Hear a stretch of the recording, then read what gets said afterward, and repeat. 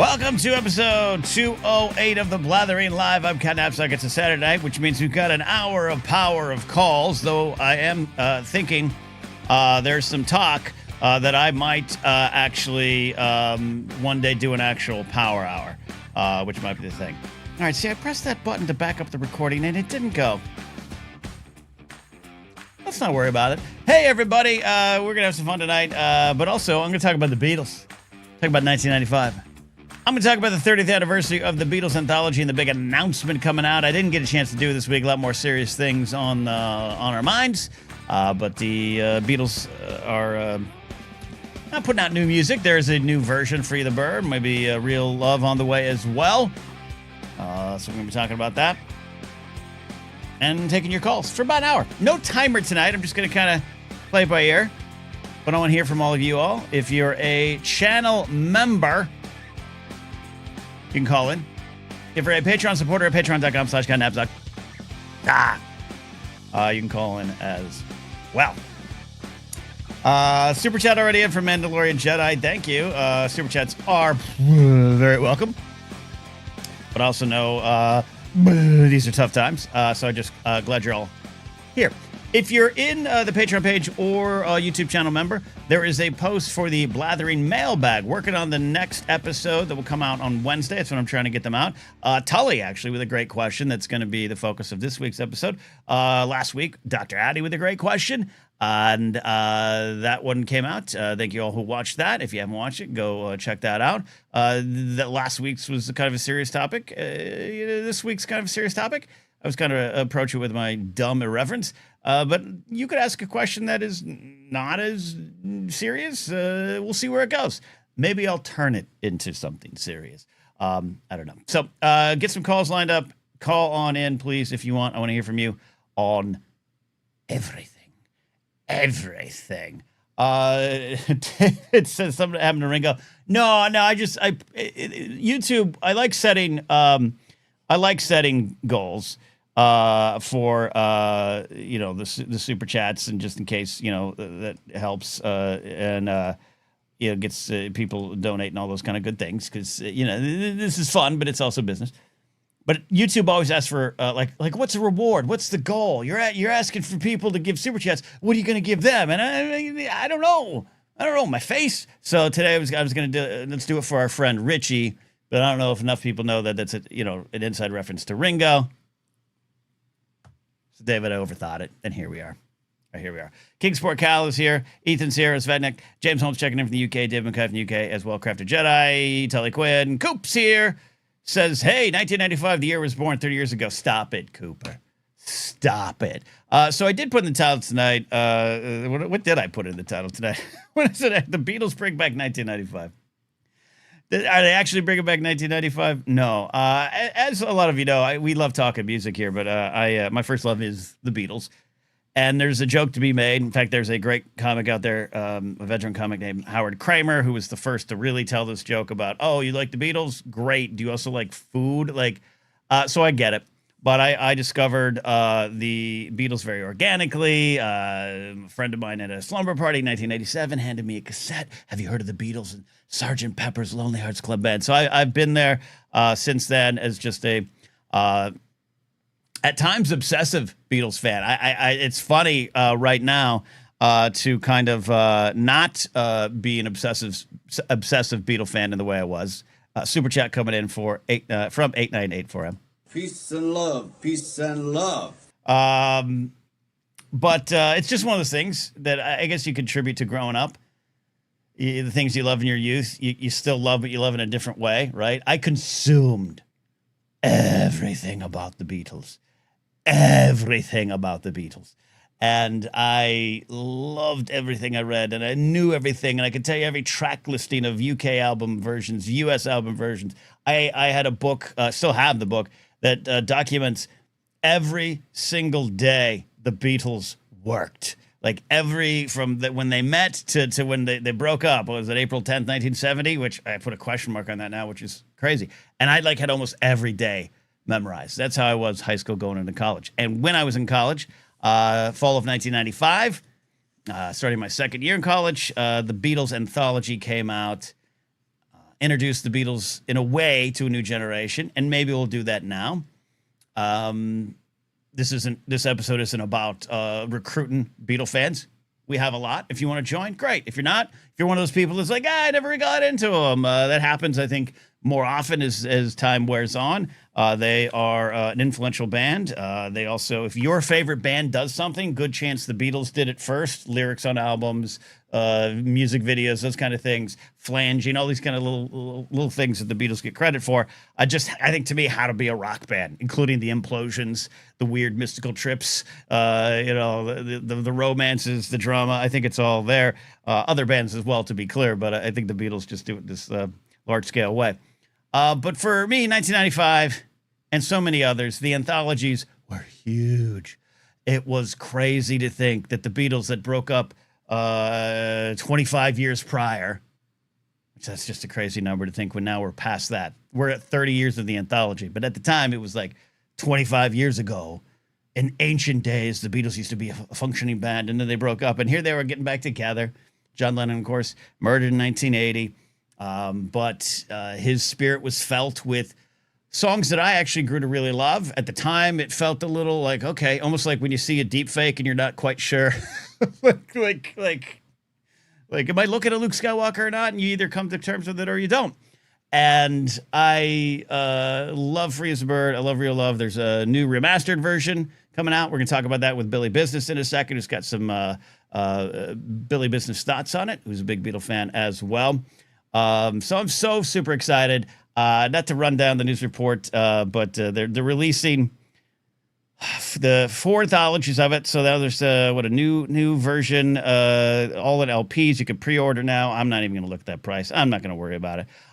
There's music to get, all those kind of things. But to me, super excited that the anthologies, which I own on VHS on my shelf right now, and I may somewhere own the DVD versions, but the anthologies are coming to Disney Plus November 26th, which is around the time, I think, in 1995 that it showed up. I remember it being around Thanksgiving. So the first 3 episodes and a new 4th episode that kind of has unseen behind-the-scenes footage of Paul, my guy George, our friend Richie, coming together between 94 and 95 to work on the anthology and reflecting on the shared life of the Beatles. This is per the announcement from Apple Corps on Tuesday. But what's really exciting for me is the production team in conjunction. It worked with Peter Jackson's Wingnut Films and Park Road Post teams. Giles Martin, Sir George Martin's son, also working on it. And I absolutely love what Peter Jackson did with Get Back and Let It Be. I actually was just watching Michael Lindsay Hogg's film the other day, and I really love what Jackson's team did with it. So I'm looking forward to that now.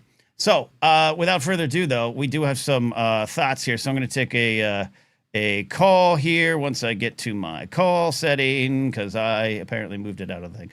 Billy Business. You guys know Billy Business, friend of the show, Billy Patterson, producer of Doug Defends. You guys should be subscribed and checking out that YouTube channel. Also host of Hot Takes, Rebooted, the man who replaced me on TV Fights as the fact checker. Billy, how you doing, buddy?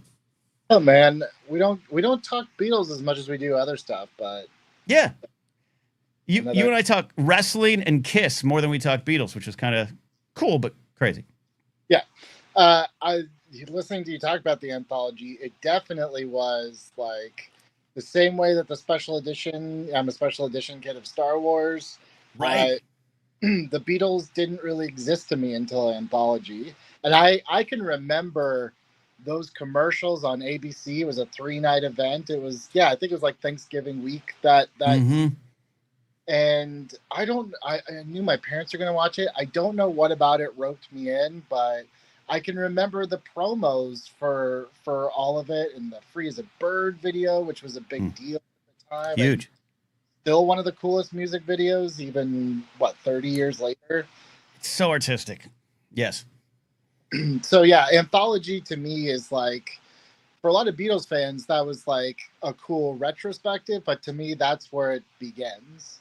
So to see it finally come full circle, I thought when they were doing Get Back and all that, I was like, I wonder if we're ever going to get a remastered anthology. I was like, I don't know. That one they seem to not pay as much attention to these days. So yeah, my shock I knew every year there's like a new big Beatle release. I thought it was going to be Rubber Soul this Right. year, but I was very pleased that it was the anthology. I actually, well, it's so funny. I was going to bring that up because I was just kind of going down the YouTube rabbit hole. First on Doug Defends, and then on the Beatles.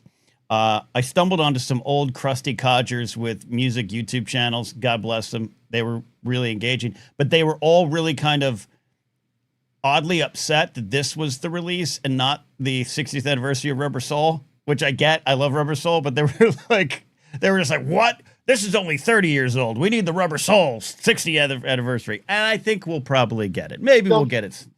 You'll get it. And look, it's only 5 more years till what? Mm-hmm. 5, however many years it is. So relax. Yep. You're fine. So yeah, I'm super stoked about the anthology, and then a new episode on top of that. Yeah. What do you think about that? What do you think about that? That is not surprising, but also completely surprising me. Like I saw the announcement come off. Like I think I saw the news headline, and I was like, oh, that's cool. But then I didn't know that the 4th episode until I read the article, and I was just like, that's the frosting on the cake for me that I'm probably gonna eat first. Yeah, I watched the Beatles anthology. So I had it taped off of TV. So imagine my shock when I bought it on DVD years later, and I was like, whoa, the TV version is like literally 1/3 of the entire documentary. But I always feel like when you get to the very end, it just kind of stops. You know, Mm-hmm. They get to that last photo shoot in the fields, and part of me wonders if there's going to be a little bit of like, I don't know, like I don't mean this as cynically as it's going to sound, but Paul and Ringo have done an amazing job of kind of rewriting the Beatles' legacy over the past 20-ish years. Right. And I wonder if maybe they're going to try to smooth some of those edges of like what 1971 to 2025, you know? Yeah. Look, I'm a George guy. I love them all. Love Paul. Absolutely love Paul. But you know, history is written by the victors, and in a tragic way, he won a little bit. So over the years, there's been some things. But I also love when Paul's kind of stood up for himself in the past. Of like, hey, you know, I was avant-garde first. If anyone wants to keep score at home, like I was the one who kind of pushed us in some directions. So I am curious how deep they'll go and who also will be featured in that 4th episode. I'd love some updated interviews with those that are still around who experienced it. Yeah, not a lot. So I do hope that whoever was in kind of the orbit, they were able to get those. That's the other thing. We don't know how old those interviews are or how long they've been talking about this. So these could be 10 years ago. You know, I doubt we'll see anything of like George that's, you know, within the last few years of his life or anything. Maybe George Martin. Who knows? Who knows if he recorded anything towards the end? You know. Yeah. Look, there's always the Beatles are a brand that is there to make money, and I never believe when things are the last, and they've been doing these releases, and I want them, you know, I want them to keep doing that now and then. Kind of build as the last Beatles song. I accept that as true until it's not true. But I wonder. I'm kind of wondering if this 4th anthology episode is kind of the chance to put a final chapter on it. You know, Paul and Ringo are still going strong, but age is a reality. You know, we all know where we are with that, and George Lucas and Harrison Ford. It's been we know. We look at the calendar and know. But I wonder if this is a chance to kind of say here's some of our final words on what we were and what we did. I think so, because also I think a big part of that was how many years did they say that Let It Be was never going to come out because they just didn't want.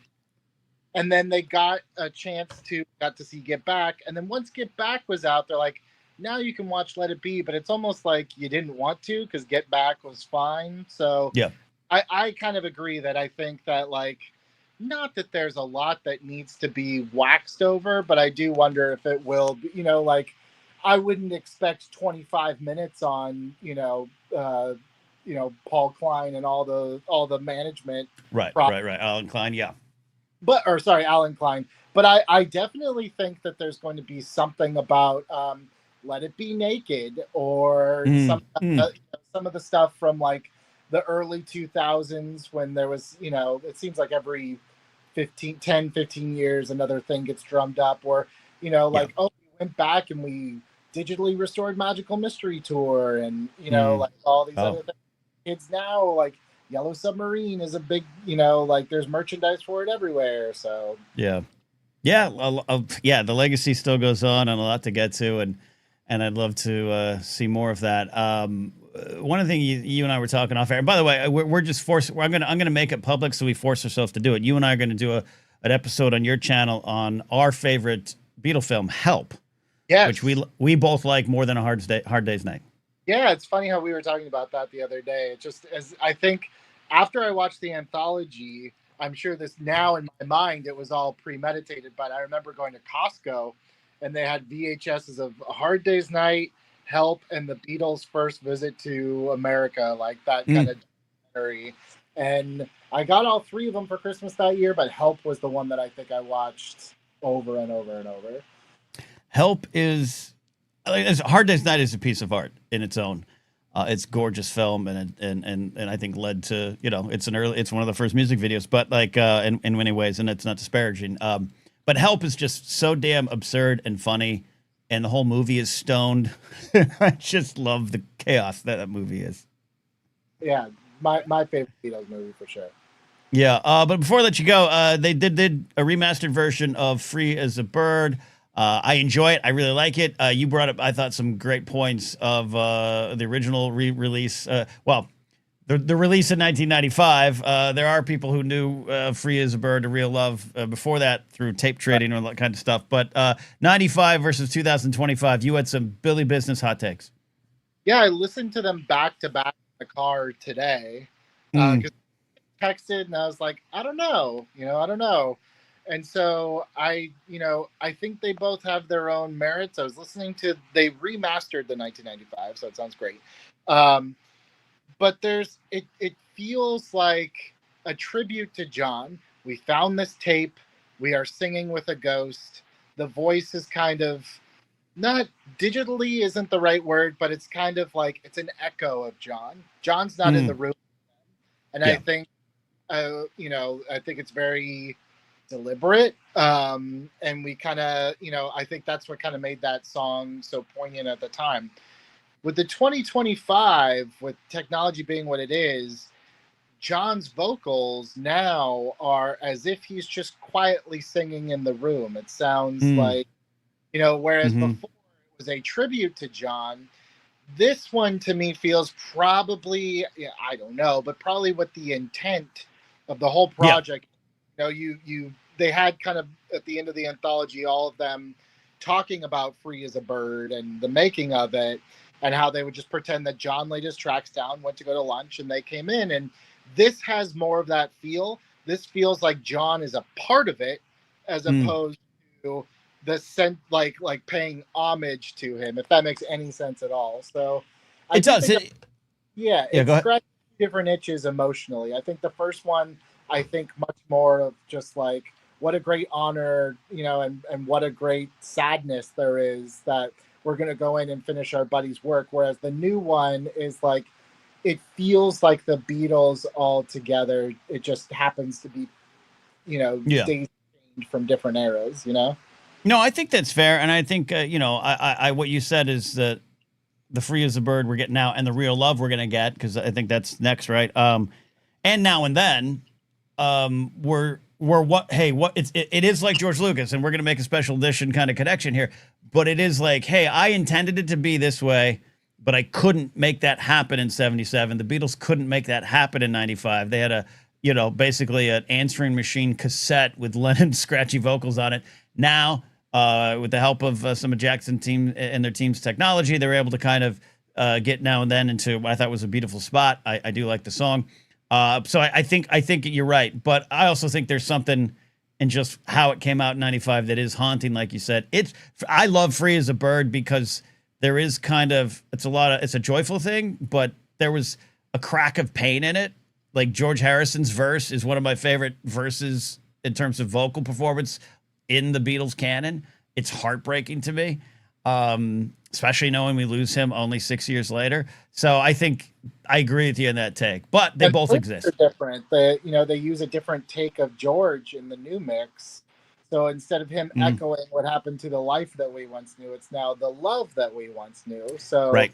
There are little differences, and yeah, I fully sign off on and I've seen some think pieces, and I think we talked about this when Now and Then came out about like, oh God, the AI and all the things. I'm like, if John and the Beatles had AI in 1967, you don't even want to know the shit you would have been listening to for the past years. They would have gone crazy with it, you know? Yeah. Some of the people I know who use AI music programs the most are very accomplished, successful, legendary musicians in the business that I know that are just like, this is great technology. This is fun. So I absolutely think avant-garde John and Paul would be like, you know, you can't we could do I Am the Walrus with the program here. Let's do it, George.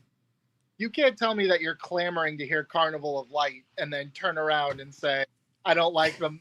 You're messing up here. No. That's hilarious.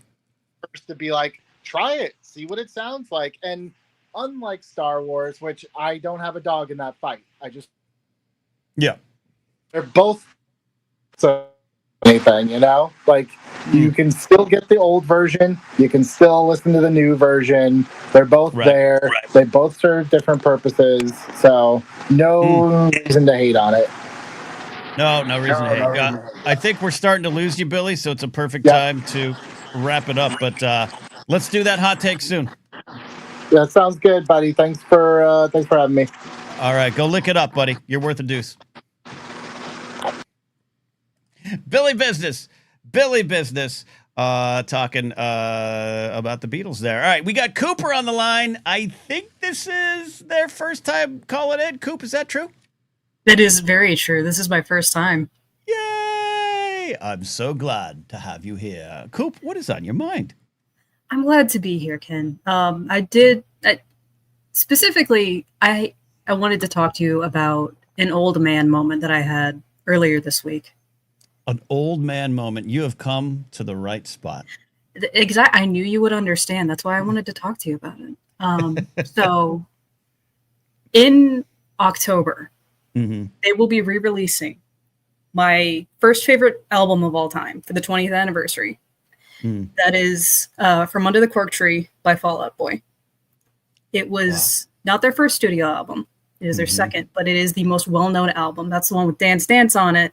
That's got like a little less than 16 candles on it. It's banger after banger after banger of an album. I brought this up to my coworkers at the, I work at a community pool, let's say. Okay. I'm a receptionist at a community pool, and I'll put my coworkers' average age to about 15 to 18. Okay. Oh, boy. Yeah, you can already see where we're going here. Oh, boy. Yeah. I said to my coworkers, hey, favorite album. It's coming back. 20th anniversary. And they were like, most of them responded positively, but one of them specifically was like, oh, my dad loves that band. Oh, God. It hurt. It hurt very badly. Cooper. And, I'm very happy that you're here in the Old Man Club with me. This is it's a special kind of pain because they don't mean to discount you. They don't mean to throw you off the deck where you're still trying to party. But every generation's going to go through it, which is hilarious, right? Like Laserbolt, one of our more senior members here. There was probably a point in time where he was like, that Strawberry Alarm Clock album's 20 years. And someone's like, an alarm, what? An alarm fruit? It absolutely hurts. Like, and 1995 is for me like a perfect year. That's like the year where I had so much future in front of me and I had so many things I thought I was going to do. And I still got to do actually quite a lot of them, but there was just a unabashed hope, and pop culture was at this really special zenith. So a lot of times when I look back on these years or I bring something up and they're not wrong. It is old. We're the ones who have failed to move forward, but 20 years now. 20 years seems like a drop in a bucket to me. Yeah, no, I was 10 years old when that album came out. I bought it from, I believe, I think it was FYE that I bought it from at the mall. Oh, God. FYE. Yeah. And I paid for it with my allowance. God, that's crazy. Remember allowance? I miss allowance. Well, is there anything we can do to comfort you in these troubling aged times? Honestly, if you could just give me and Alden a ride to the old folks' home, maybe we can stop by Wendy's, get some Frosties. That would be lovely. You and Alden are welcome in the old folks' home with me. We'll start playing some Parcheesi tonight. It's going to be good. Oh, hell yeah. Coop, I appreciate big home run of a call to make your debut here on the show. Peace and love. Peace and love. We'll see Absolutely. It was a pleasure. All right. Cooper, everybody, making their debut on the show. I love that. We're taking a lot of calls there tonight. We got it. You guys are doing good in comments. Thank you for the super chats. Let's catch up with some of those. Mandalorian Jedi, helping to reach the golden knight. You're helping me make my dreams come true. You don't have to be afraid of me, Mandalorian Jedi. I heard you on Blathering backstage say you're terrified of me. Peace and love from 898 from UK Zone. James Holmes asked me, have you seen the Thunderbolts yet? I have not, but I actually was talking to our buddy Alden Diaz yesterday that it's on my list. Was maybe going to try to watch it tonight, but I think I'd rather lose a couple games in Madden tonight. But it's on my list. Osvetnik, who loves music and is so knowledgeable about music, as well as creating a list of, quote, classic albums for long drives for work, sometimes as long as 2 hours. What would you add to the list? Any genre, go nuts. The first, I go with my instinct. The Who and Who's Next, to me, is one of my favorite albums start to finish. And there's some real long, drawn-out tunes, so you can really get into it. You can air drum on that steering wheel. I mean, hell, I'm driving to Vegas on Monday with Mark Ellis. Can I convince him to put on The Who and Who's Next? That's my gut answer there. Kingsport Cal here, who gives a super chat for the goal, and it's impressive that Kingsport Cal's donating here with the super chat when he needs money to buy more knives, which is also what I learned on Blathering Backstage last night. Are you all subscribed to the Blathering Backstage? You learn things. And Alan Smithy, who's our next call here, take these credits to buy some new power converters. I do need some new power converters, namely a Rodecaster Pro 2. Let's bring another old man onto the show. We have very similar beards. In fact, I think we could pass off as at least cousins. It's Alan Smithy. How you doing, buddy? I am doing wonderful, Ken. Am I audible and everything's working? You sound beautiful. No, but isn't it true? Right. I'm not gonna bring you up on camera here. That's not the deal tonight. But when you and I are in the same spot, I think if we needed to be brothers for an emergency situation, sure, we could pass it off. Well, it's also true, Ken, that I believe we are within months of each other's birthdays. So, yep. We're as you've mentioned before, approaching that 50 number. Oof. Just think Hawaii 50. We're going to move to Hawaii. Yeah. Anyway. What is on your mind? Well, I do want to thank you for doing a call-in show because I have been, playing around in the YouTube world since 2020-ish. Mm-hmm. And only a few times do you get to go on a show. So I appreciate it. And I know that it's, a lot of work to keep a YouTube show up and running. So awesome. I appreciate it. Well, look, this one has kind of morphed into what it is. And I've been in radio and want to have more radio-like shows. And there's always a balance between a hangout community show and a show with forward momentum like I've always wanted to be a part of. But you all make it happen. So, Alan, if you weren't here right now, I would be on the couch having leftover chips and salsa and playing Madden, which does sound like a good thing, but it's also depressing. So I appreciate you. All right. Well, and also after I got into the queue to call in is when I noticed the Beatles theme. So I did have a Beatles theme thing to discuss, if that is okay. It's absolutely okay. Please hit me with the Beatles theme question. No, it's just that in college, in my senior year, I took a Beatles class as an elective. And it was, it totally backfired. Because it's what you think it's going to be fun, easy. How hard could a Beatles class be? But it was the hardest, and every test there was no multiple choice. It was all fill in the blank. And also the teacher really disliked Paul. It was weird. I'm somehow oddly not surprised. Paul elicits opinions. Yeah.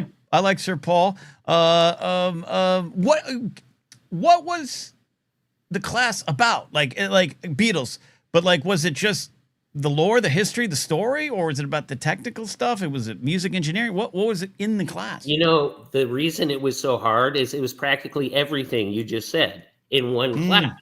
So like the teacher knew some of the engineers who'd worked with the Beatles. So we talked a lot about all the different recording sessions, but you also talked about like their start when they were much younger. I mean, they really only were together for like 10 years, right? What was it? Yeah. I mean, essentially 69. Is that right? Yeah. You could count the late 50s and some of the silver Beatles stuff and everything, but I always counted as from 60 to 70. Right. And it was also about crazy stuff, like when John Lennon just unloaded onto his wife, like, oh, I've been cheating on you constantly for years, didn't you know? And now I'm unburdening myself with that. Complicated, man. I keep thinking, like, should I teach or try to teach a Star Wars class at the local college near me? Because my friend who's sometimes in chat, Joel, he's been a teacher over there. He works in the schools. You know, you could teach podcast class. So maybe we all put together Star Wars class, Alan. Maybe that's what we need to do. Oh, then there's years of lore in the Star Wars realm. I'll tell you, my Star Wars fandom has been reactivated in more recent times by the Clone Wars. I love the Clone Wars animated series, and that show like really reinvigorated my joy with returning to the Star Wars galaxy. So yes, I know that feeling too. Bad Batch did that for me recently. There. Well, all right. Do you have my final thought here, Alan? Do you have one of the tests for the Beatle class laying around in your memory books? No, because as I said, you and I are about the same age, so this was probably in the late 90s, probably 98. So it's been a long time. And I blew that class. I passed, but I passed, we'll just say, by one plus or minus worth of a grade. I also had another reason that I couldn't attend that class every time, so I kind of screwed up. But I know you're taking a lot of calls today, so that's a whole different world of us. But please call back with your how your life almost fell apart 1998 story. Maybe we'll all relate. Yeah, it's all. No, it was for positive reasons. Positive. A student film starring Sabrina the Teen Witch. That's what it was. Well, she was in it. She wasn't the star. But anyway, so that was awesome. That's good. That's good reason. Yeah. That's good. I left college. I didn't go on because my radio career started. So bad decision on my part, but it was a great one. So I appreciate that. To be honest, Ken, I went to college and now I work for a college and I don't make that much money. So it didn't really pay off in the long run anyway. So. Well, then I appreciate your super chat even more tonight, Mr. Smith. Oh, no. Don't worry about it. I'm always happy to support. Thank you, Ken. Yes, thank you. And I will see you next time or hear you next time. I'll hear you, indeed. Alan Smithy calling, and we got a lot of calls tonight in our hour of power. I love this here. Mandalorian Jedi says, I took a pop culture class in college. I had to learn all the words and references, and we didn't start the fire. See, I'd love that. God damn it, I'd love that. Well, let's talk to Mandalorian Jedi about it and see what's on our mind. Mandalorian Jedi, are you making your debut as well tonight? I am, because I promised Cal and producer Steve I would call in on the main show. You calling it? You've been calling in on a Blathering backstage, right? Yes. I had to practice first. He gave me advice. He says you got to come in, be quick, land the plane, and get out. Yeah, that's kind of it. Yeah. I mean, if we got something to talk about, we'll talk about it. But I'm glad you're here making your debut. And seriously, I heard you on Blathering last night. You're saying you're kind of scared of me. I'm just a man. Too. Starstruck by all three of you, and Molly and Alex. I mean, look, I'm starstruck by Molly. Alex, I mean, I've pushed past that guy years ago.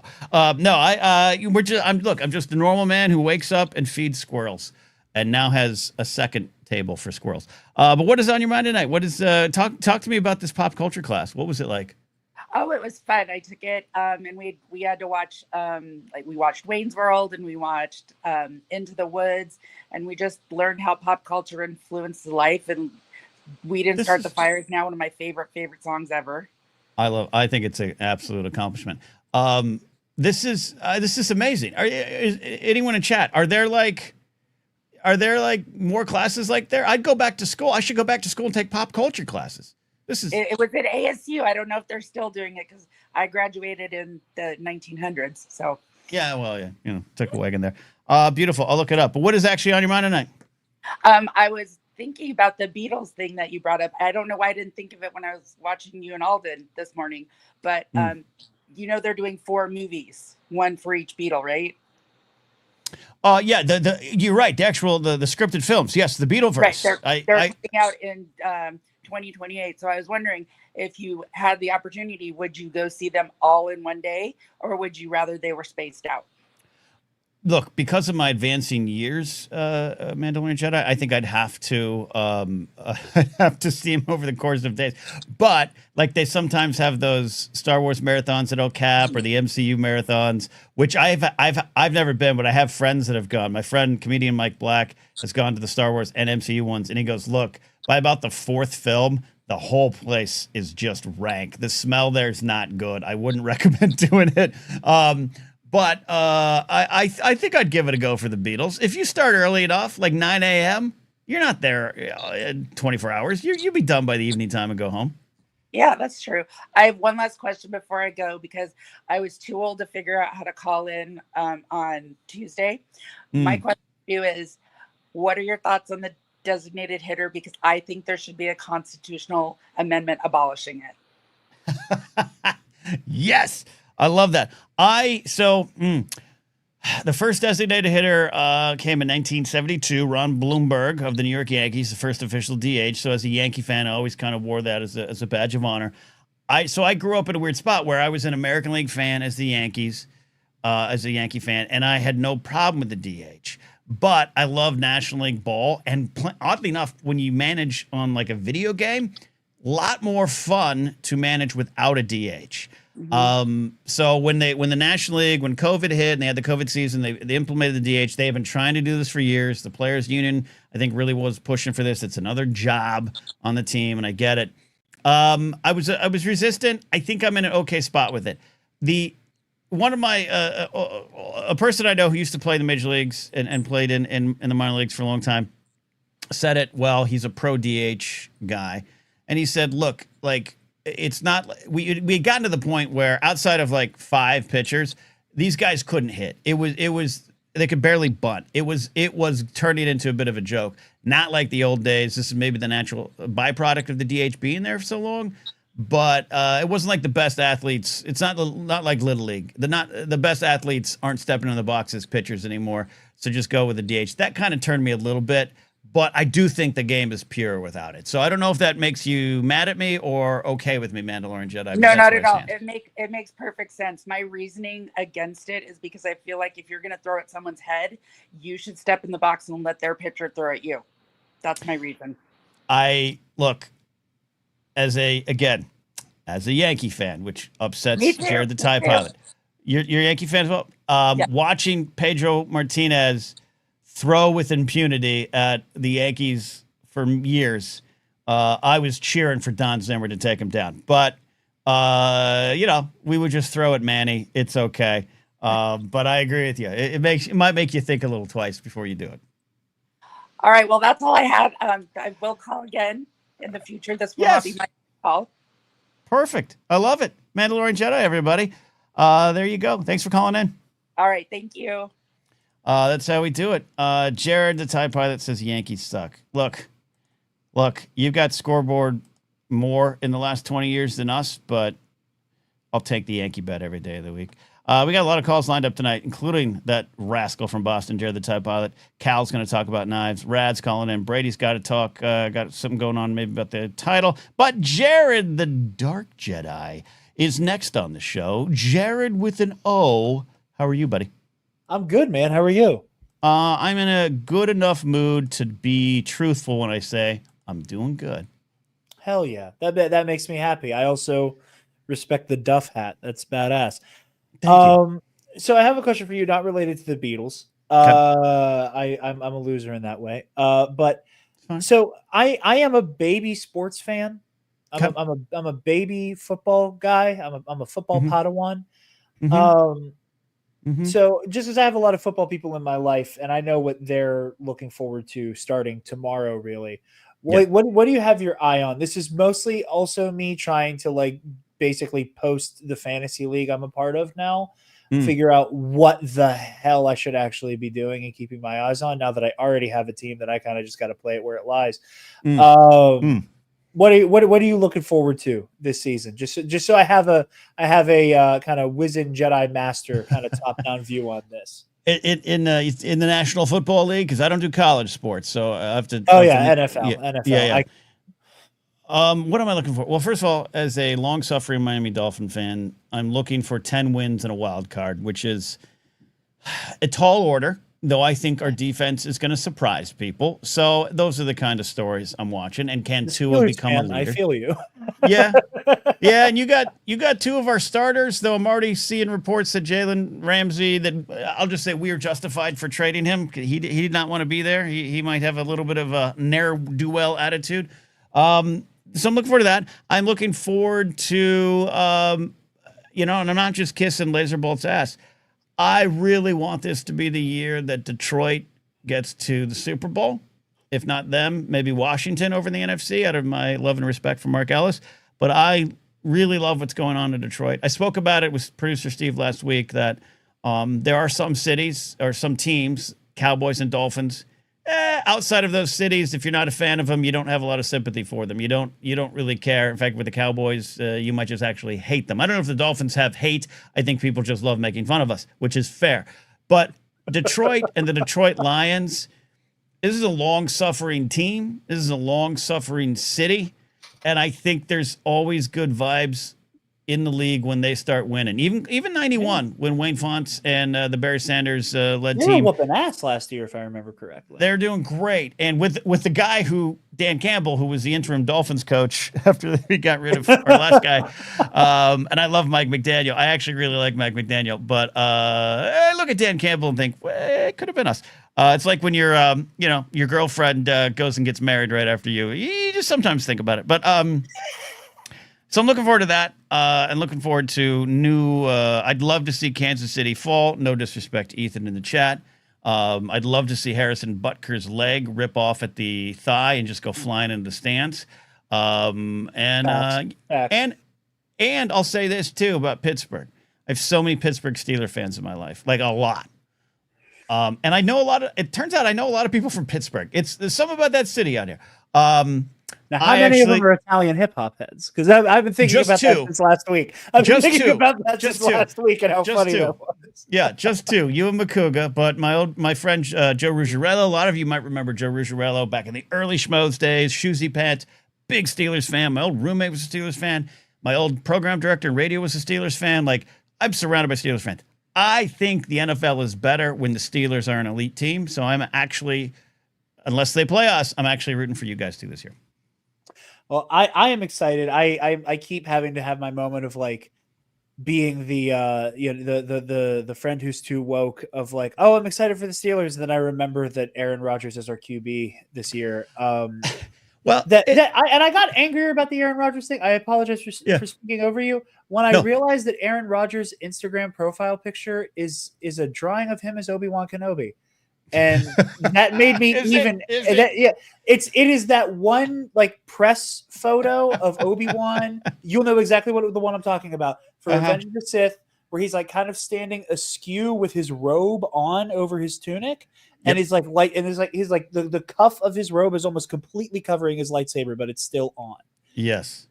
It's that one, but with his head on Ewan McGregor. And I saw that and I got 8 times angrier about Aaron Rodgers. As you should. Question for you before I let you go. All jokes aside, like I am nowadays, I'm a very politically minded person in a way I used to never be.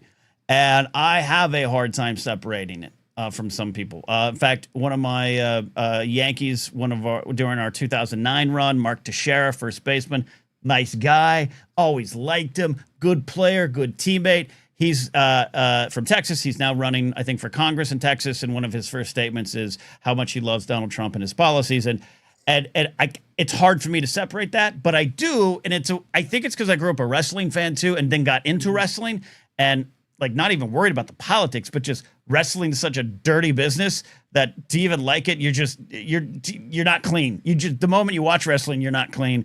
And so and I'm not going to turn away from sports. I'm not going to let these assholes drive me out of sports, because there's a lot of good people in sports too. And there are a lot of good politically minded people in sports. But it just, because of a lot of socioeconomic reasons, the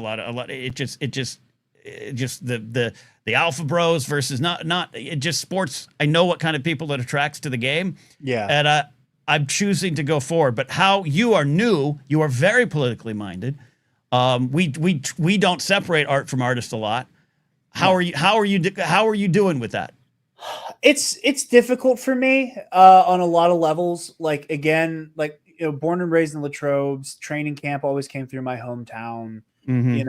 Like I remember, like, as a like preteen, being very frustrated by a lot of people around me for just kind of like pretending that the Ben Roethlisberger of it all wasn't a problem. Right. To this day, I get really annoyed when I see people like chumming it up with Roethlisberger. Mm-hmm. It's always been an issue for me, and I'm the first to admit I'm a hypocrite when it comes to this kind of thing, because I am signing up to get into what is arguably the most jingoistic sport on the planet, and rally around the flag sport. Meanwhile, a couple months ago, I made a big production on Nerd Academy about how the return of Brock Lesnar made me throw up my hands and put like all 3 of the items of WWE merch I own in a box under my bed. That I was like, I was like, it was a nice ride for a year and a half. I was a big Cody crybaby, and then this, the as people like to call him on the internet, the piss merchant, Brock Lesnar, strutted back on stage, and I threw up my hands. I love to joke about recovering Kanye West fan all the time. For me, it is really difficult. I think a lot of it is because when a couple years ago, I worked at a place called Tom's Watch Bar, and it's just like it's like a sports bar on steroids. Like, there's TVs on every single inch of wall, and working there, like a hop, skip, and a jump away from Acrisure Heinz Field, I like got to experience watching football in a room full of like 200 people who live and breathe this shit the way I do about like Star Wars and Marvel and DC. And that experience alone, I think, won me over. And I think that was enough for me to like care. And there was like a big I got it moment. Like, I joke about how the Schmodown was the first time I went, oh, I get why people love sports now. Yeah. With how like obsessed with it I became and how much it like consumed my like waking mind. Yeah. So I part of it, I think, is just like the fun of it. I think another part of it is that like I love being a guy from Pittsburgh. I love, especially that I live like basically in the city now, that like it's another way to just be like, fuck yeah, Pittsburgh, woo, and like an excuse to wear black and gold stuff. That excites me. But like I said, I'm a hypocrite. I know the amount of things that I've dropped because of people's bad politics are really hard to count, between Harry Potter, Kanye, I've done that with a lot of things, WWE the most recently. So it is difficult for me, and I'm sure we'll see Trump's face on a Jumbotron, and I'll want to walk into one of the many rivers off of one of the many bridges. But he was booed at one of his NFL appearances. Yeah, no, look, and you're using the term hypocrite, which is, I understand it because I might use it too, but also this is just one of those cases of living. And it's sometimes more with the Brock Lesnar one. I'm with you. That was the time that has been the maybe I'm punching out for a bit here. If not for good, just because of the circumstance. It was beyond that to me is beyond belief, right? Like, that's so beyond the pale. I said when it happened, I was like, I'm done with the WWE until Trump is out of office at least, and if they bring back Vince, I'm never tuning in again. I'm with you on that. Yeah, and I've obviously clear on this show spoken against Hogan and against Vince, and I can hold in my head that the wrestling I enjoy happened because of Vince, but also he's one of the greatest monsters in humanity in my way. not he's not Attila the Hun, but in a lot of other ways he is. But yeah, it is just I live with it. I like when I say about belief, I mean like I can be in a locker room, because I was in a locker room with folks that have a lot of different voting records and ideas, I can function in that because that's how life is, right? Every job you're not guaranteed. It's just when there's some line, the Kurt Schillings, Brett Favre. I hate to even say his name, but that piece of shit. I won't turn around to face those guys again. Even like I loved Clayton Kershaw for years, even as a Yankee fan, watching the Dodgers, and just his kind of little shit-dicked approach to being homophobic and that stuff. Recently, I was like, I my co-owner of my fantasy baseball team, we almost traded for him this year, and I was like, I don't want him on my team. I don't want him on my team. I know other people probably maybe even have worse beliefs than this Christian family man who just doesn't like Pride Night, but like, I don't want him on my team. So maybe it's case by case. It's a reality.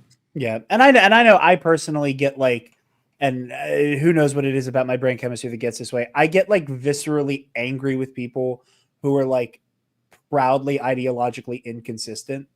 Like it's something that I have gotten into like screaming arguments like with my parents in the past because it's like you're saying X and doing Y, and those two things cannot compute, and you need to take accountability for that. So I think part of myself for just outright calling myself a hypocrite is going, I know this specific thing infuriates me, so I need to own that I'm doing it. But I think you're doing a good job, and I'm glad. Like to me, I'm not the first to say this, and won't be the last, but rooting for sports and rooting for the nerd stuff, it's the same muscle. Oh yeah. And I think we're getting to the point where people realize that now, but I grew up in an era where you kind of had to choose one, and that was unfortunate. So also the reason you yell is you're just a dude from Pittsburgh. I think that's part of it. That's also true. And Italian. A hell of a combo. It is.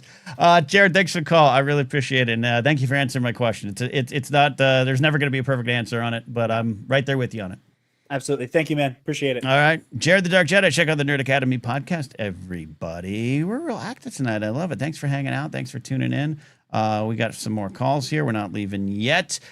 We got Brady calling in now, and he says he's got to talk about the topic tonight, the thumbnail. Brady, what's on your mind? First of all, hi, Brady. Hi. Hi. What you doing? I just came back from like a wild night last night, but I'm probably going to talk about that more in the backstage. What? Whoa! Time the fuck out. Wait a minute. Okay, we can talk about the Beatles. You had a quote wild night last night, and you're like, I'll save that for the other show. What the hell happened? Whose bed did you wake up into? What jail cell were you in? Brady, you can't do that. What happened? Okay. Nothing too crazy involving like any substances or whatnot, but I'll just say it involved some bikes. There was 911 called, and okay, Brady, they had to help someone who was obviously under the influence of something. Okay, so it wasn't as we would say in the biz an RA, a rescue ambulance. It was the Popo.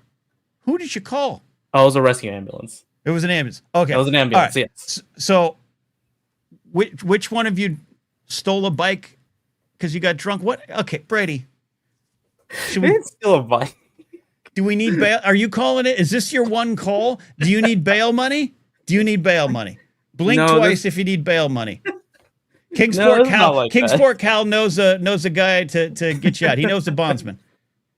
I may have oversold the craziness, but it was like I was in a video game. We completed 5 side quests, and now I have like the amulet of whatever as a reward. Yes, this is like Baldur's Gate. Yes, you got to choose the size of your penis. Yes, I know how the game works. Okay, Brady. Okay, how many people were in your party? Okay, so we started with 3, and then we gained a person, and we lost. Okay. All right, hold on. Okay, all right.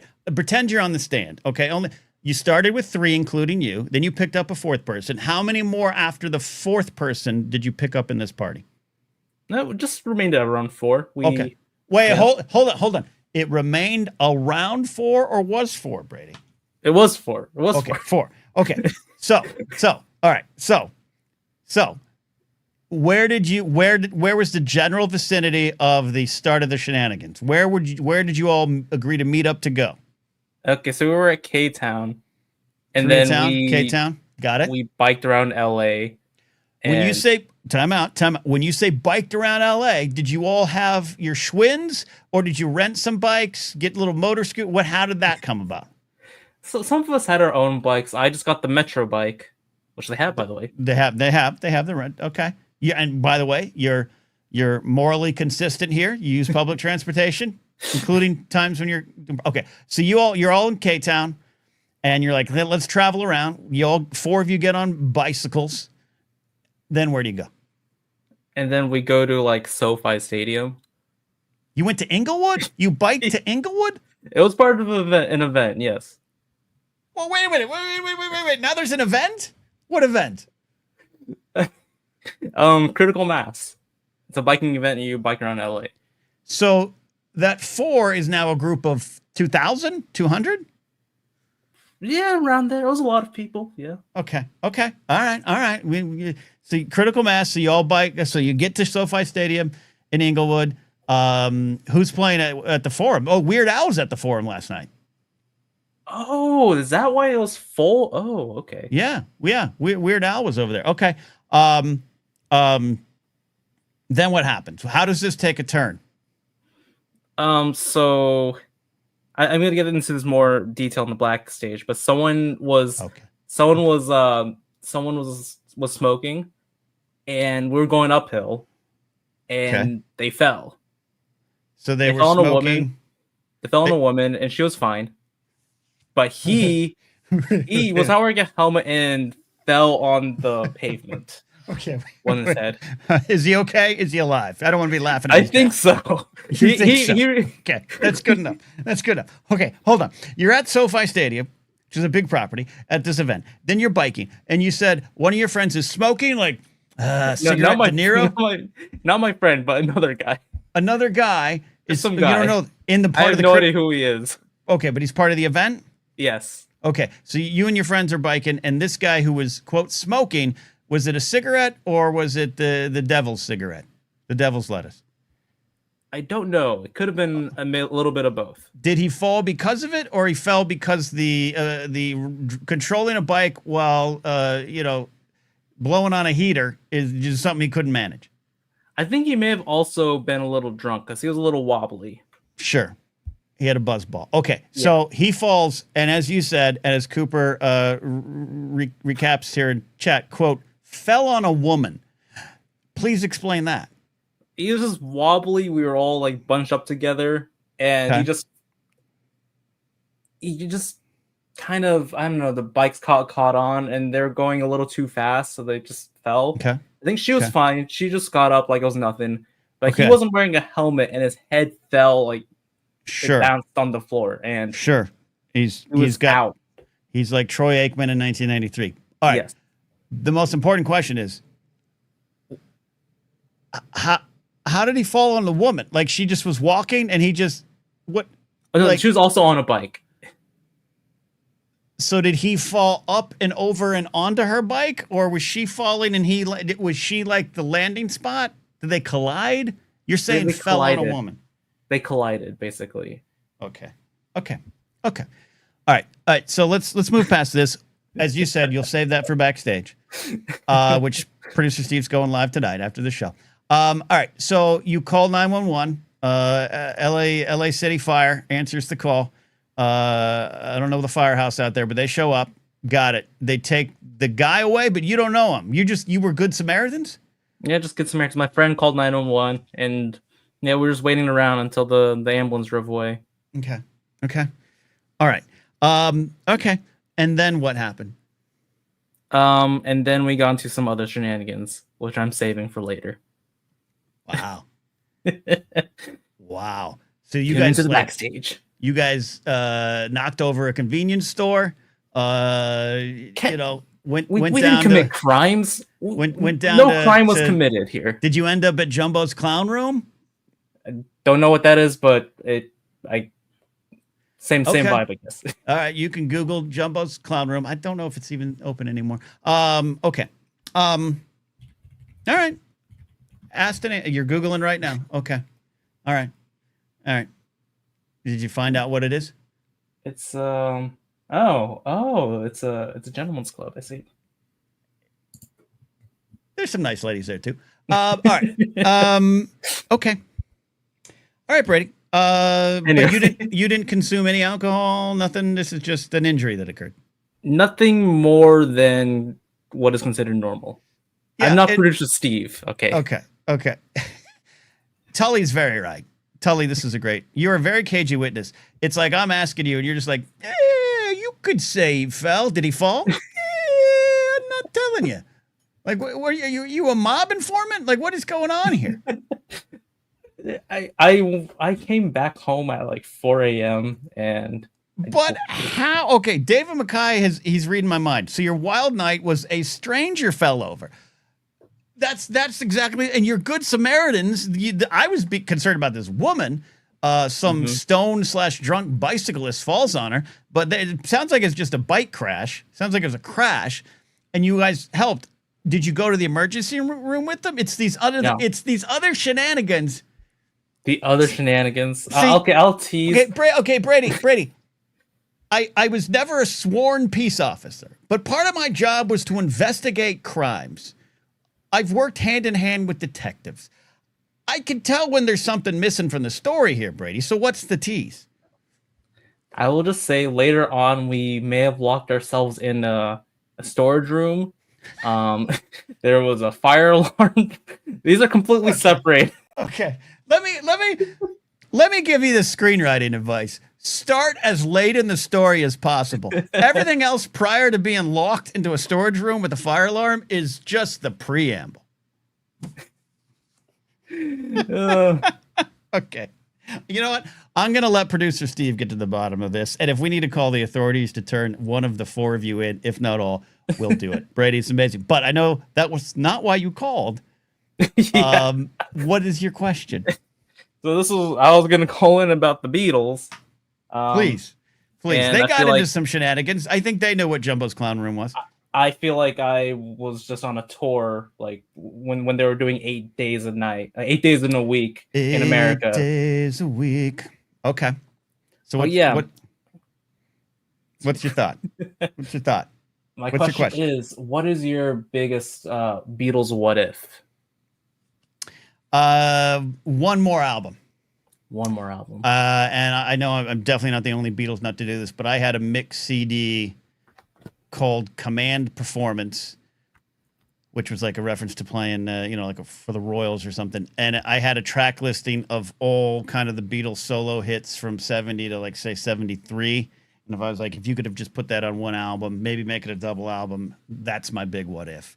I don't have a lot of what ifs about if they got back together. I wish John was not taken from us. Would they have gotten back together after that? John is stubborn enough that I don't know if they would have, but we'll see.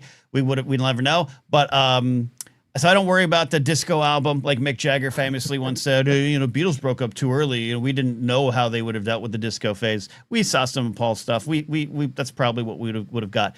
And John probably would have quit by 77. But that's my thing. It's one more album. If Alan Klein hadn't been involved, a lot of the stubbornness, the Eastmans, everything that's going on, I'm not blaming Linda for anything. I would have just wanted that. But I'm a George Harrison fan, so because of the breakup, I get All Things Must Pass, and that's one of my favorite albums. Yep, and like we saw a glimpse of what could have been another album in Get Back. Yeah. Yeah, absolutely. Yep. So that's my big what if. What is your Beatle what if?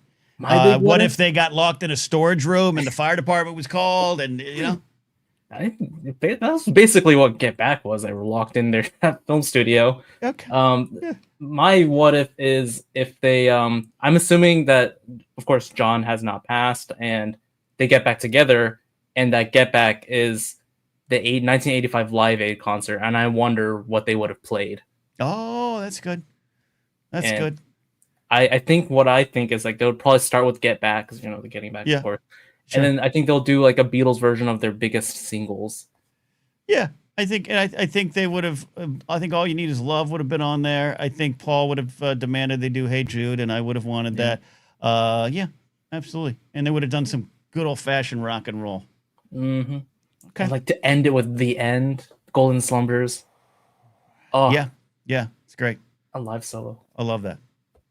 Brady, that was a great call. I can't wait to find out on Blathering Backstage. Which, by the way, this is great because I love Blathering backstage. We're growing things over there. We're doing a lot of wonderful, great things. Steve is leading the charge. So I don't want this to sound like I don't like you guys telling stories on Blathering backstage. Just Brady, you, the quietest of us, Brady, we hold you in our hands, and we're as a team here. We're so protective of our Brady, our 8984M. When you start your call saying, "Whoa, wild night, didn't get up to 4 a.m.," I'll tell you about it later. Now I'm concerned about what happened.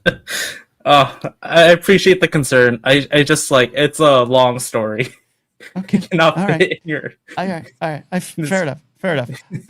Okay. Magnolia Blvd says, after listening, you figure out Brady's story. I'm definitely using those tickets on kindergarten.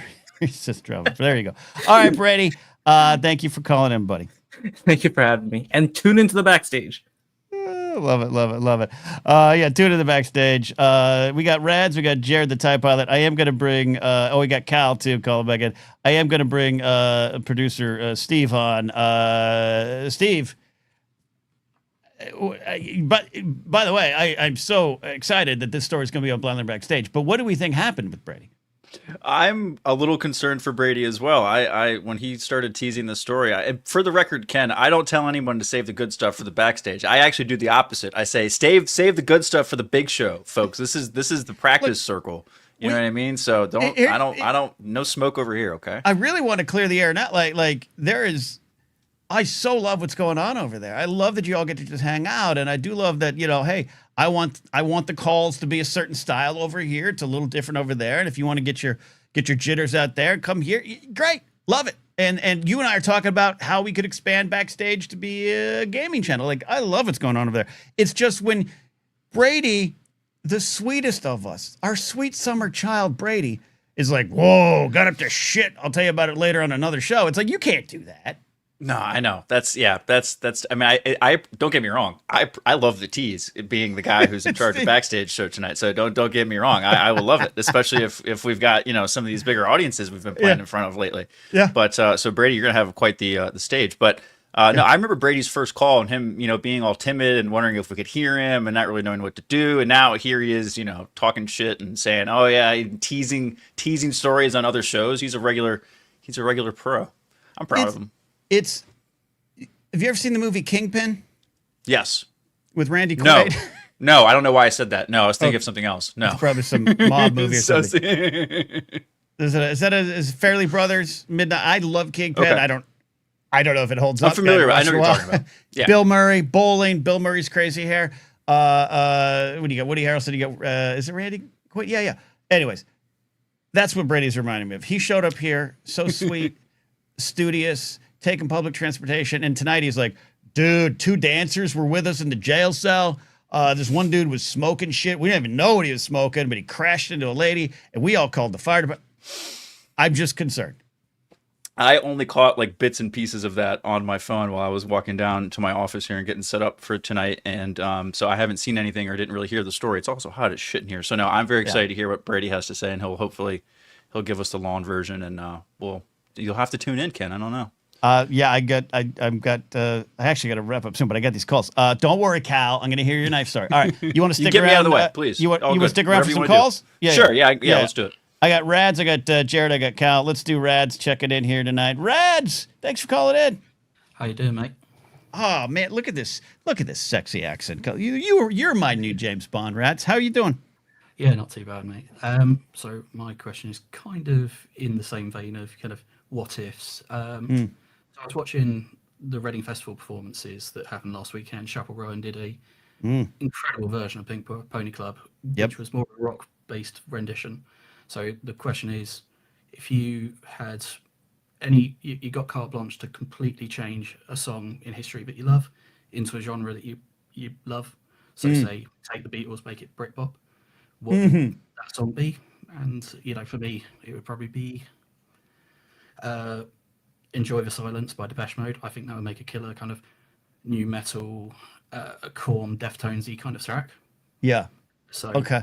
Yeah, is there something like that? Yeah. I think I brought this up before with Jared, the TIE pilot.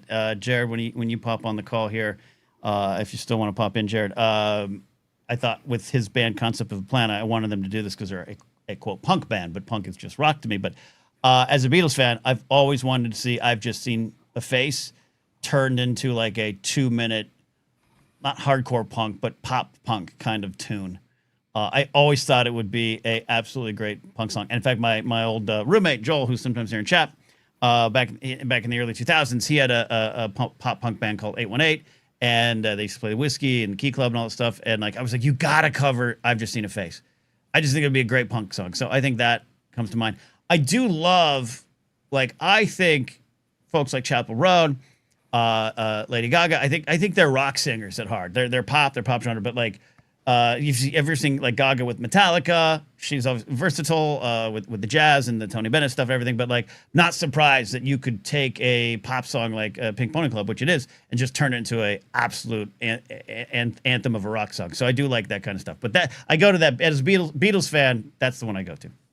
For sure, yeah. I mean, the version they did live wasn't great, but the behind the scenes of the Metallica and Lady Gaga set, when they aired it out afterwards, that was incredible. Yeah.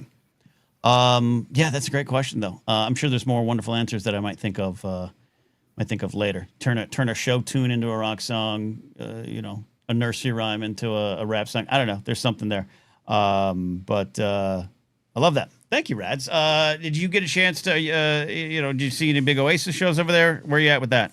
Are you an Oasis fan? Or are you not? Well, I actually tend to lean more on the Noel Gallagher, High Flying Birds side. I'm glad you said that. I love his High Flying Bird stuff. I don't know. Something about Liam Gallagher does rub me up the wrong way a little bit. Like, I get it. I mean, you and a lot of the world at times. That said, like, the songs of Oasis I really to get down for, like, I like the most of things like Little by Little. Yes. So definitely the more Noel leaning stuff anyway. Same. Yeah, I get you. Okay. But yeah, I got you. Willing to spend hundreds of quid on. I know. If it was a 50 quid show, then fine. Yeah. I drove past the Rose Bowl tonight before the show, and I was like, well, not going to be there next week. So I hope they have a good show. Rads, thank you for the call. I really appreciate it, my friend. Cheers, mate. Have a good one. Cheers indeed. Rads calling in. We've got Kingsport Cow. No Jared the TIE Pilot call tonight. Says work got busy. Fair enough. Jared the Dark Jedi says favorite genre is based largely around repurposing other songs. I'm used to most of this, but that Jay-Z and Linkin Park collab album. Ooh, okay. Osvetnik says I absolutely agree. Love to see a solid rock album out of these ladies. And the Joanne album from Lady Gaga has a lot of what I consider just straight up kind of rock. Diamond Heart's one of my favorite songs from her, and I'd call that a rock song. Steve, do you have a choice? Do you want to see like a Barbra Streisand song redone by Metallica? Where you go with that? I don't know if that's where I would go. What exactly is the collaboration question? You're just like two people you wouldn't. I'm confused now. No, not people, but like a song that's a certain genre, and would you like to see it redone by someone else in another genre, but completely. Yeah. I like what Jared mentioned, like when Linkin Park and Jay-Z did stuff. Like I like when you take a rock or a country song and turn it into rap or hip hop or something like that. I think that's really cool. Or like Daft Punk kind of sampling and taking stuff. I love like if you're gonna go like EDM kind of stuff, that would be cool. So I bet you could take some cool like classic rock songs, like some old Led Zeppelin or Rolling Stones or something, and give it like a Daft Punk treatment. I think that would be kind of cool. Yeah, and like give me like rock and roll or Immigrant Song with like EDM or Daft Punk attached. I don't know. That's interesting. When you talk about rap and hip hop, Aerosmith and Run DMC walked this way, being I think perhaps one of the biggest examples that did wonders to those two careers, especially Aerosmith coming back. So, all right, great stuff. Are you ready for this cow call? Are we ever? I stopped by Blathering backstage, as I often do. Thank you. And I hear Cal on the show talking about buying knives. Mm-hmm. And then he always complains that I cut him off. And so I'm going to see what he's got. Cal, how many knives do you own? I can't tell you. I picked up 3 yesterday. But also, before that, I don't really have a knife story. I do have a question for you about knives. Okay, you have a question for me about knives, but you own 4 knives, but you bought 3 yesterday? No, I bought 3 yesterday, but I can't even tell you how many I own, Ken. I mean, I don't know. So you do have a knife collection. You have a knife. What draws you to these blades? Well, it's a simple weapon and a tool. well, most people think of it as a weapon, but it's a tool. You use knives for a lot of different things. And I also use a lot of different multi-tools, which are, well, they have knives on them, but they can do lots of different things. I'm sure you're familiar with the multi-tool. Similar like a Victoria Knox Swiss Army knife, you know what I'm saying? Yeah. You know, I've had some Swiss Army knives and some pocket knives. I used to whittle. I used to go to my friend's house. We'd go down to the forest by his house. We'd whittle some wood. Giggity. It's all right, man. I mean, but knives are very useful, versatile tools. You can do a lot with them. You can open a beer. You can cut somebody. You can Okay, I have to ask a question. I'm sorry. Right, I'm sorry, Cal. I have a question, and please, Cal, don't incriminate yourself. So just plead the fifth or move on. Cal, have you ever stabbed somebody?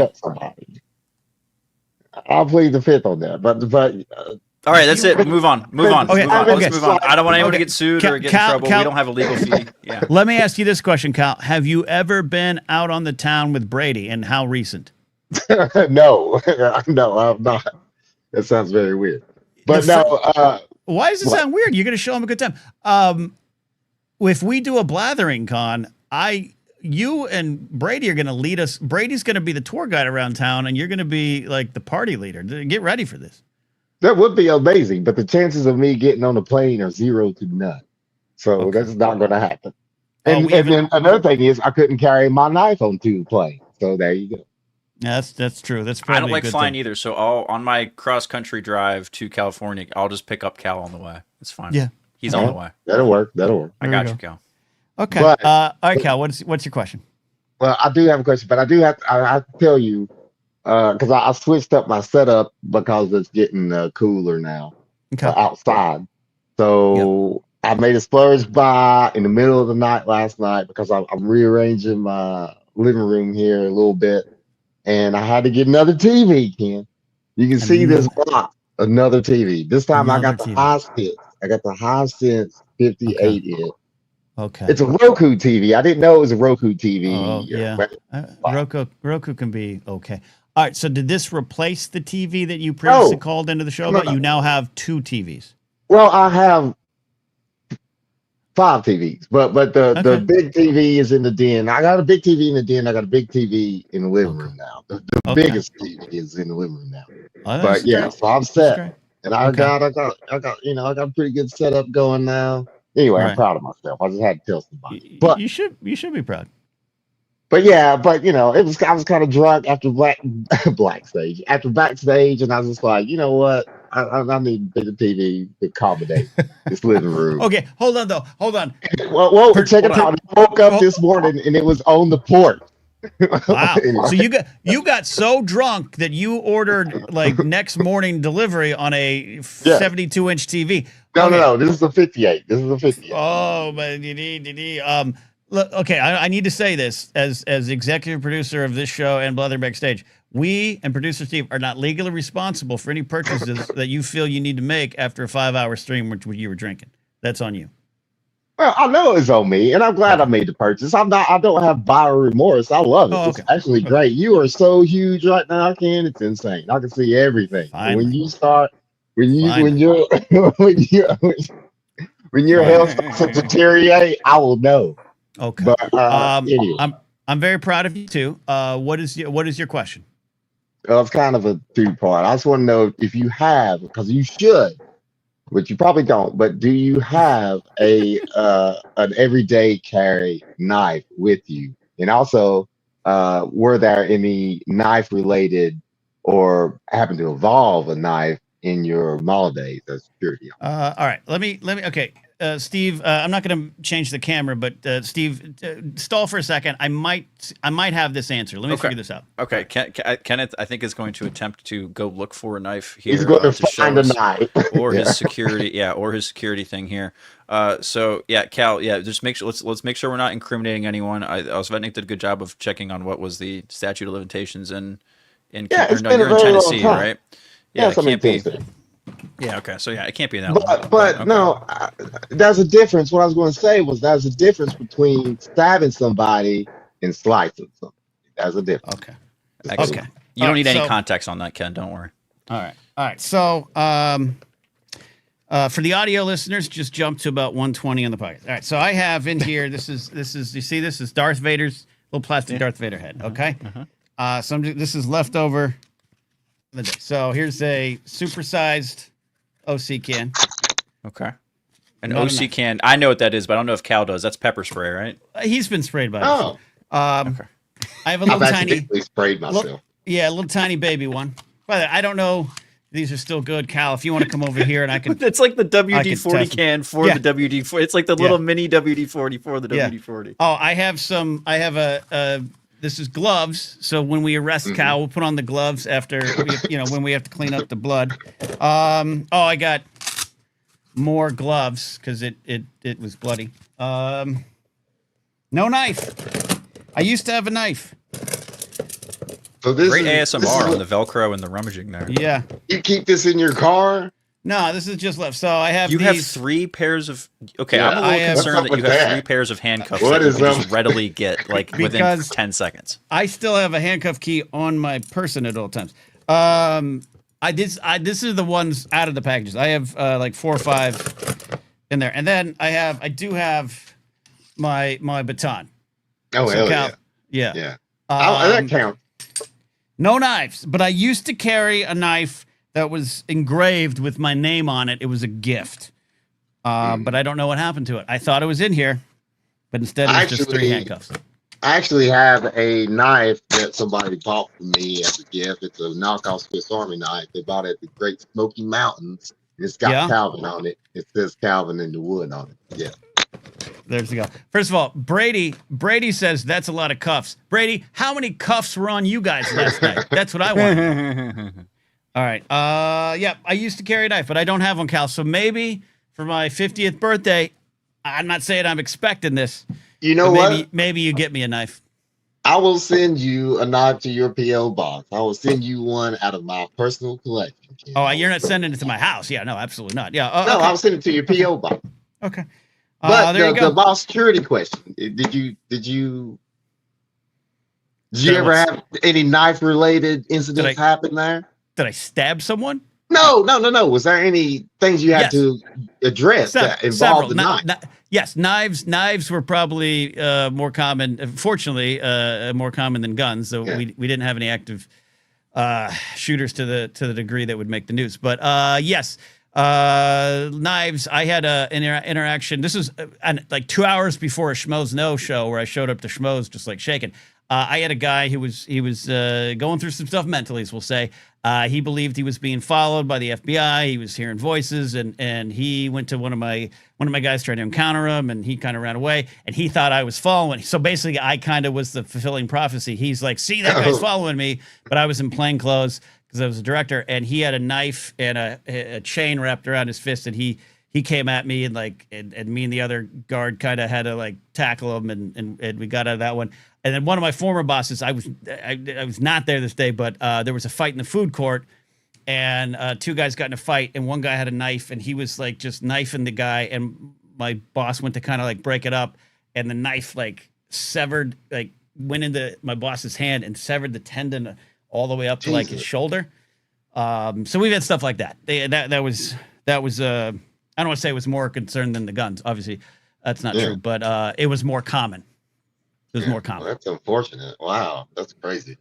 But no, I think I remember that one time you're talking about because you did come into Schmoes. I think you briefly mentioned it a little bit. My life flashed before my eyes. Yeah, yes, because I was trying to disengage from the guy because we were waiting for the police to show up, and I was trying to disengage. But after a while, I realized he was telling my employees there's someone from the FBI following me, and then I show up in plain clothes with a radio. Yeah. And he was like, see? And he tried to turn on me. So it was one of those, I was like, I'm going to get out of here. So there you go. But Rads, that is a beautiful Hot Fuzz reference. Did Peter Jackson stab you in the hand dressed as Santa? So there you go, Cal. I'll look forward to your gift, okay? Oh, yeah. I'll send it as soon as I remember. I have to write it down. My memory's not that great. But and I will send you a good one. Wait a minute. Let me ask you. You probably don't even know what I'm talking about. Do you want a Tanto blade? Because I have plenty of those. I don't know what that is. Okay, anyway, you're going to get a Tanto. All right, I'll talk I'm so happy. Thank you, Cal. I didn't kick him off. Steve. He ended the show naturally. He ended eventually. I'm impressed. Yeah, that's pretty good. All right, we did an hour and 25 of calls tonight. Talked about the Beatles. Billy Business called into the show. Producer Steve showed up. I probably delayed the backstage stream because I went so long today. But tune into the backstage, Blathering Backstage, link down below if you're watching live, and get the full story from Brady. I'm not going to be able to tune in, but I'm going to want to know how much bail money he needed. So looking forward to that, Steve. Looking forward to it as well. Thank you. Yeah, come hang out with us. We'll get started here in a little bit over on the Backstage channel. Thank you, Ken.